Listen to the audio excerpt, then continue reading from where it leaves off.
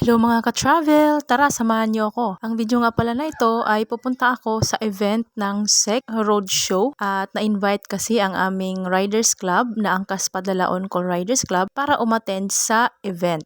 Ang event nga pala ay ginanap sa Royce Hotel and Casino sa May Clark. Ayan, papunta na nga ako at papasok na nga ako sa loob ng hotel kung saan gaganapin ang event. At alam nyo ba na first time ko umattend ng ganitong event na yung mga makakasama mo ay mga businessmen, businesswoman, mga CEO. Sobrang kinakabahan ako nito kasi nga first time ko kaya nagtanong ako sa entrance sa mga nagka-assist na kung pwede bang mag-video. Kaya naman nakapag-video ako nung pagpasok ko sa loob. At dito nga tinatanong ko si Madam kung may nakaupo ba doon sa pinakadulo na upuan. Sabi niya wala naman daw. Pero parang tingin ko ayaw niyang umupo ako doon. Kaya naman naghanap ako ng bakante. Kasi nga mayroon na parang dalawang nakaupo doon. Dito ko nga napili na umupo kasi nga para nasa gitna ako at kitang-kita ko yung magsasalita. At ayan, kunwari nagsasalamin ako pero nagbi-video ako dyan guys. Alam nyo ba, sobrang tuwang-tuwa talaga ako sa experience na to kasi nga first time ko. At yung katabi ko pala na yan ay isa siyang CEO, may-ari siya ng kumpanya. Ang ganda pala ng umaattend sa mga ganito. Actually, hindi naman din first time sa akin to kasi nga yung first anniversary ng Star Legend Adventure ay naka-attend na din ako. Pero yun kasi is lahat kami ay mga travel agent.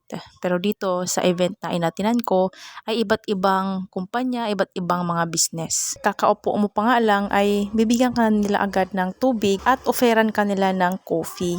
Kaya ayan, kape muna tayo. Sinadya ko talaga na hindi muna ako nagkape sa bahay dahil alam ko meron talaga silang offer na kape or drinks dito sa event. O di ba? Di halatang first time kasi alam ko. Upon registration ay bibigyan kanila ng name tag na nakapangalan sa iyo syempre. Ang event nga pala na to ay limited lang siya sa 100 person ang pwedeng umattend. Kaya naman maswerte tayo dahil nakasali tayo. Alam nyo ba na nagdadalawang isip akong umattend kasi nga first time ko tapos hindi ko alam kung anong gagawin ko, ganyan. Kinakabahan ako pero syempre iniisip ko experience na din to at alam ko may mga matutunan ako dito kaya naman nag-go na ako. Dahil business event yung a-attend natin, kailangan din natin ng mag-business casual attire. At nag-start na nga ang aming event at ang prayer ay pinangungunahan ng mga estudyante ng Holy Angel University.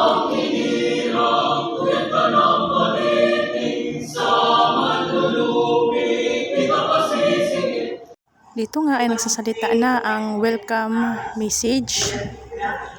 At nag-provide na nga pala sila dito ng lapis at blank na papel para susulatan mo kung meron kang gustong isulat. At dito, wini-welcome ng MC ang mga speaker namin sa araw na yun. At ito nga pala ang CR nila. Tingnan nyo naman, ang linis-linis yan guys. At syempre, aura-aura sa salamin. At ayan, makinig muna tayo sa speaker natin for today. Alam nyo ba na ang dami kong natutunan sa event na yan about business, about investment. Kaya ang ganda din pala na umattend ka sa mga ganyan na mga event. At alam nyo ba na free lang ang event na yan? Wala kang babayaran ni piso. Free yung registration, yung food, lunch, coffee, drinks, snacks. Libre lahat yun guys. Siya nga pala yung unang speaker namin dyan at obviously, ang pinag-usapan talaga dyan guys ay puro business. Multi-million businesses. Kung tatanungin nyo nga pala bakit ako ang umattend sa Riders Club namin, ako kasi ang sekretary ng aming Riders Club at ako din ang nag-asikaso ng SEC namin. So sa akin nag-email ang SEC na invited nga kami. Anli tubig nga pala dyan guys. Kapag nakikita ng mga nagsiserve na wala nang laman yung baso mo, agad-agad nilang lalagyan. Kaya naman, inom ako ng inom, ihi din ako ng ihi. Di ko na nga mabilang kung nakailan akong punta ng CR. At yan, kung makikita nyo, puro business talaga ang pinag-uusapan dyan about investing, kung paano patakbuhin ng negosyo, ganyan. 9 AM hanggang 4 PM pala kami dyan guys. 10 AM, nag-serve sila dyan ng snacks na tinapay. Alam nyo yan, ang sarap ng tinapay na yan guys. Bagong-bago. At ayan, kalahati ko na nga yung tinapay sa sobrang sarap. At nag-serve din sila ng orange juice. the QR code behind your IDs. So now let us have a 10-minute. So ayan, syempre feeling social din naman ako dyan. Tawang-tawa ako sa sarili ko dyan guys. Pagkatapos ng 15 minutes na break time, ayan, balik na naman sa discussion. Wala naman kami ibang ginawa dyan kundi makinig, tapos minom ng drinks, kumain, ganun. At ayan na nga, nakapila na kami para kumain. Ano nga pala yung lunch nila is catering. At alam nyo ba, dahil first time ko, pinagmamasdan ko lang sila kung anong magagawin nila. Nung sinabi na kumain na, tumayo na lang din ako. Wala man akong kausap dyan guys. Ako lang kasi mag-isa na pumunta dyan sa Riders Club namin kasi isa lang yung pwedeng pumunta.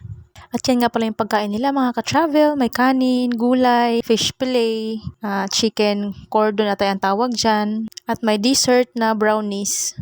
At yan nga yung pagkain natin. Hindi ako kumuha ng kanin kasi nagbabawas ako ng kanin ngayon. Kaya naman pumunta na ako sa aking upuan. Natatawa ako dyan kasi yung panyo na ilagay dapat sa damit para hindi ka madumihan. Kapag kumakain, hindi ko malagay-lagay. Laging nalalaglag.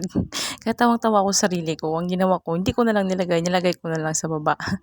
Ayan nga pala yung pagkain natin. Kahit konti lang yan guys. Pero busog na busog ako dyan. At ang sarap pa ng pagkain. At yung drinks pala namin dyan is iced tea. Ayan, mga ngalahati na nga yung drinks ko. At meron nga din pala silang pa-photo booth. Ayan. Buti na lang nakahabol ako kasi nung pumunta ako dyan, 15 minutes na lang matatapos na yung pagpapapicture nila kasi may oras lang yan. At ayun, question and answer na. Nakaupo na yung mga speaker dyan at ang ating MC. Ako naman nakikinig lang sa mga sagot nila, sa usapan nila. Kaya tahimik lang tayo dyan guys. At alam nyo ba, buong meeting na yan is English. Buti na lang kahit papano nakakaintindi naman tayo, kaya meron din tayong natutunan. May mga nagtatanong din via Zoom kasi yung iba nasa Zoom dahil hindi sila nakasali sa on-site. Ayun, nag-serve ulit sila ng drinks na lemonade at ang sarap naman. At yun, 3:30 ng hapon ay nag-serve sila ng merienda, ayan, pansit at tinapay. At tuwang-tuwa ako kasi paborito ko talaga yung pansit, kaso nga lang maalat, pero naubos ko pa din. At dito guys, lumabas na ako ng hotel kasi gusto ko nang umuwi. Hindi ko na tinapos, hindi ko na hinintay yung closing remarks kasi uwi na ako. Meron nga din pala kaming certificate na na-receive galing sa SEC.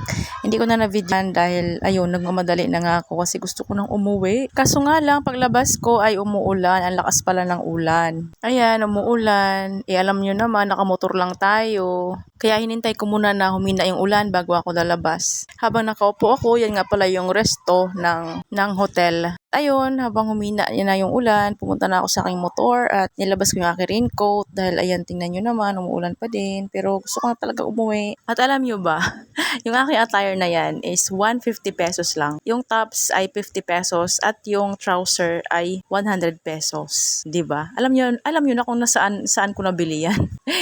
Pero hindi rin naman halata. Sino pa ba kasi magkakakala na sa okay ko lang nabili ang damit ko na yan?